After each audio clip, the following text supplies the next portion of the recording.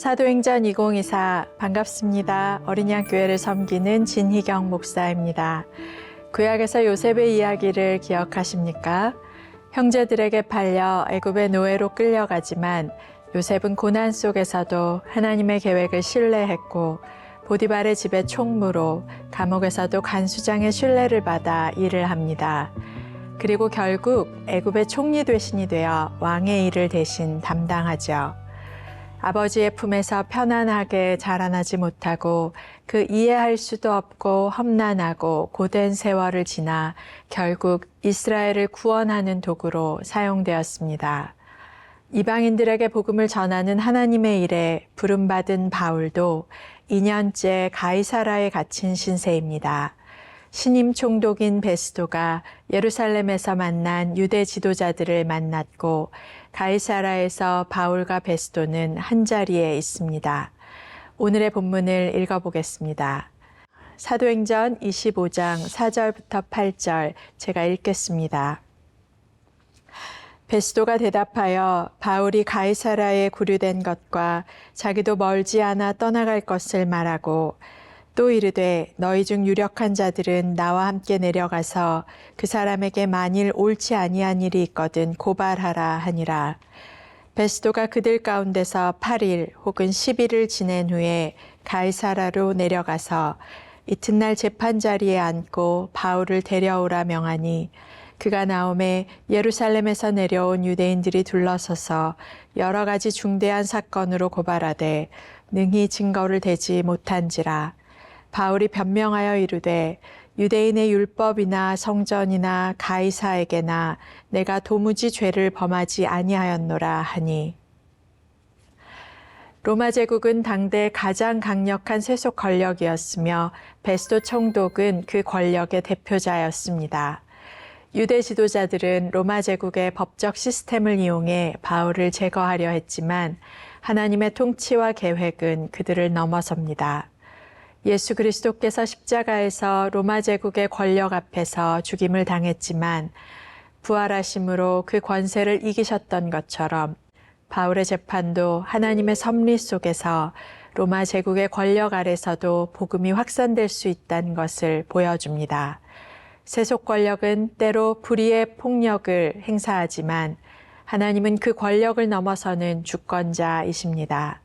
아무 증거도 되지 못하는 유대 지도자들 앞에서 바울은 하나님의 주권을 확신하며 권력에 맞서 복음을 증언했습니다.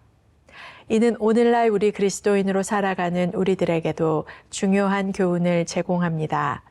세상의 권력 구조 속에서 하나님 나라의 시민으로 살아가는 것은 어떤 태도를 가지는 것일까요? 바울은 단지 자신의 무죄를 주장하는 억울한 죄수가 아니라 복음의 진리를 선포하는 증인으로 서 있습니다. 바울은 자신이 처한 상황을 하나님 나라의 복음을 전할 기회로 삼았습니다. 바울이 로마 법정에서 변론하는 것은 단지 자신의 석방을 위한 것이 아니라 부활하신 예수 그리스도의 승리를 선포하는 것이었습니다. 예수님께서는 부활을 통해 모든 세상의 권세를 이기셨고 하나님의 통치가 영원함을 보여주셨습니다. 바울은 이 부활의 소망을 가지고 담대히 서 있었습니다. 세상의 권력이나 제도는 우리를 두렵게 할 수 있지만 우리는 부활하신 그리스도께서 왕으로 다스리고 계심을 믿고 있는지 질문해야 합니다. 바울은 로마 제국의 권력 앞에서도 자신이 복음의 증인임을 분명히 했습니다. 세상의 힘이 우리를 억누를 때 우리는 어떤 힘으로 살아가고 있는지 발견할 수 있습니다. 죄수입니까? 증인입니까? 죄수라면 석방을 원하고 왕의 증인이라면 왕이 명하신 바를 전하는 것, 왕이 맡기신 복음을 증거하는 것을 원할 것입니다. 우리는 때로는 우리가 알고 있는 복음과 세상의 구조가 충돌하는 상황을 맞이하게 됩니다. 바울은 로마 법정에서 복음을 변호하며 하나님 나라의 대사로서 사명을 맡은 자로서의 자신의 정체성을 분명히 했습니다. 그는 왕이신 주님께서 자신을 부르신 자리까지 반드시 인도하실 것이라는 믿음을 가지고 끝까지 순종하며 나아갑니다. 우리는 알고 있습니다.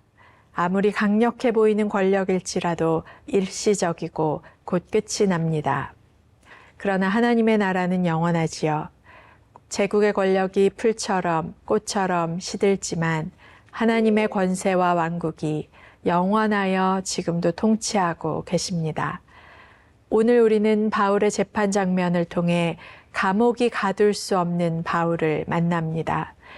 그는 왕이 다스리신다는 복음의 증인으로서 존재하고 있습니다. 혹시 우리 중에 누군가는 감옥에 갇혀 있습니까? 그리고 그 감옥은 우리를 가둘 수 있습니까? 눈을 들어서 하나님 나라를 바라봅시다. 감옥 너머, 담장 너머 왕이신 주님을 바라봅시다. 왕의 뜻이 우리의 삶에 이루어질 것입니다. 그것이 소명의 사람 하나님 나라의 증인입니다. 함께 기도하시겠습니다. 하나님, 세상은 우리를 가두려 하지만 하나님의 나라는 우리를 인도합니다. 우리를 다스립니다. 우리를 통치합니다. 우리가 하나님 나라에 속한 대사요, 증인이요, 하나님의 종인 것을 기억하게 하시고 주님을 바라보게 하시옵소서. 예수님의 이름으로 기도합니다. 아멘.